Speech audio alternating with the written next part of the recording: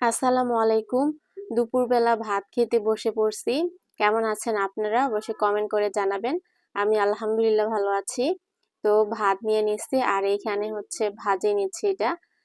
এটা হচ্ছে বাঁধাকপি, তারপরে হচ্ছে মটরশুঁটি ভাজি, আর সাথে আছে এখানে লাল শাক, যেটা আমার অনেক প্রিয়। আর এইখানে আছে হাঁসের মাংস।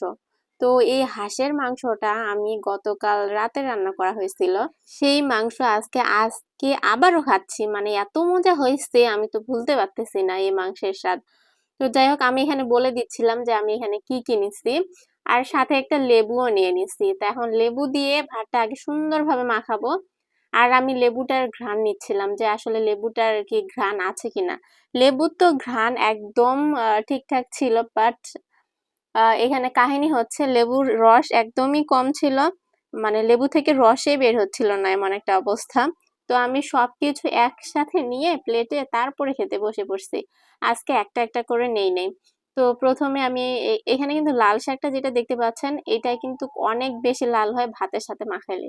আমি গতকালকেও রান্না করছিলাম, আজকেও রান্না করছি।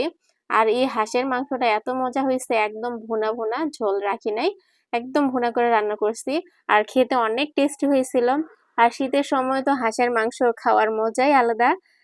গরমের সময় অত বেশি ভালো লাগে না, বাট শীতকালে হাঁসের মাংসটা একদম পারফেক্ট খাওয়ার সময়। তো এই হাঁসের মাংস নিয়ে অনেক কাহিনী হয়ে গেছে বাড়িতে আমাদের। বাড়িতে থাকলে তো শীতের সময় বেশ কয়েকবার হাঁস খাওয়া হয়, বাট ঢাকায় আসার পর আমি কখনো হাঁস খাই নাই, এই প্রথম ঢাকায় এসে হাঁস খাচ্ছি, মানে হাঁসের মাংস। আর বাড়িতে থাকলে 2 বার 3 বার শীতের সময় খাওয়া হয়ে যায়। অলরেডি বাসায় খাওয়া হয়ে গেছে, বাসার মানুষজন খাইছে, বাট আমি এখানে খাই নাই, আজকে এখানে খাচ্ছি। মানে গতকালকে রান্না করা হয়েছে, তো আজকে শুধু ভাত রান্না করছি।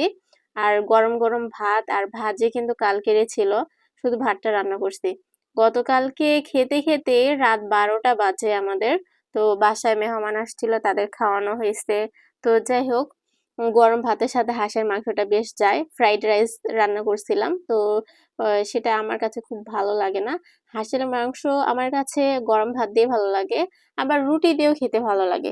আপনাদের কাছে কি, মানে কি দিয়ে খেতে ভালো লাগে জানাবেন।